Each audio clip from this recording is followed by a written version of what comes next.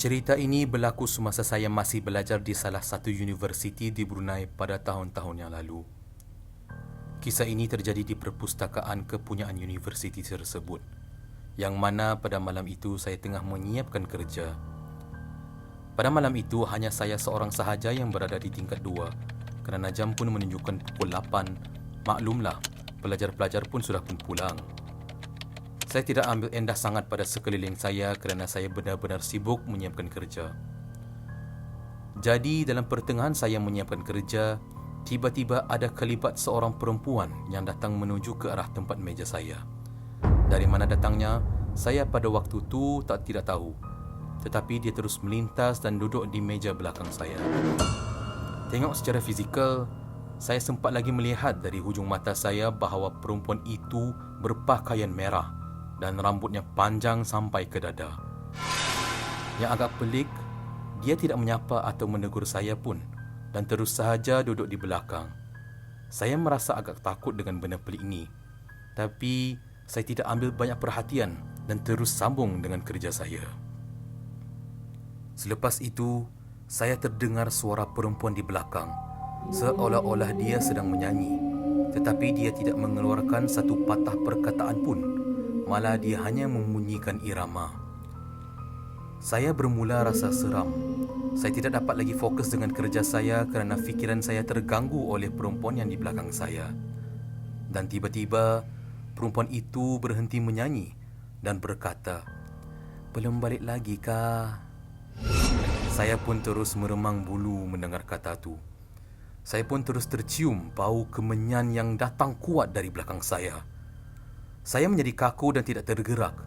Lidah saya pun kelu tidak dapat mengeluarkan kata-kata. Dan saya dapat rasa yang perempuan itu melihat ke arah saya.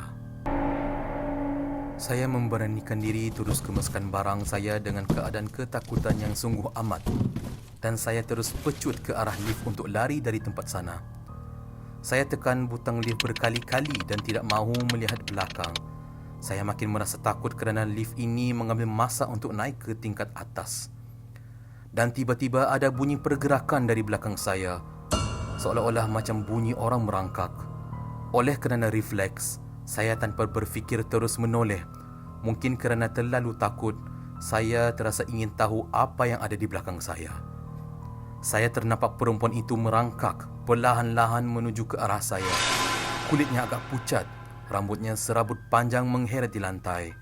Rupanya sungguh menakutkan kerana dia senyum melihat saya sambil merangkak. Dengan mata saya sendiri, saya melihat benda yang tidak patut dilihat dengan mata kasar. Ketakutan saya membuatkan saya teriak dan terus berkeputusan untuk berlari turun menggunakan tangga. Saya berlari secepat hingga tidak sedar betapa penatnya saya sampai ke kereta di parking lot. Saya pun terus buka enjin kereta saya dan terus pulang.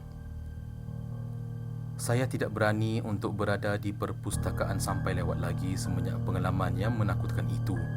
Malah saya pun tidak mahu pergi masuk di bangunan itu lagi. Kerana apa yang terjadi pada malam itu cukup untuk membagi trauma pada hidup saya sampai masa sekarang. Saya hanya meluahkan pengalaman ini pada kawan-kawan rapat selepas saya tamat pengajian saya daripada universiti tersebut. Dan sampai sekarang, saya masih terus berdoa agar saya dilindungi dari terserempak dengan benda itu lagi.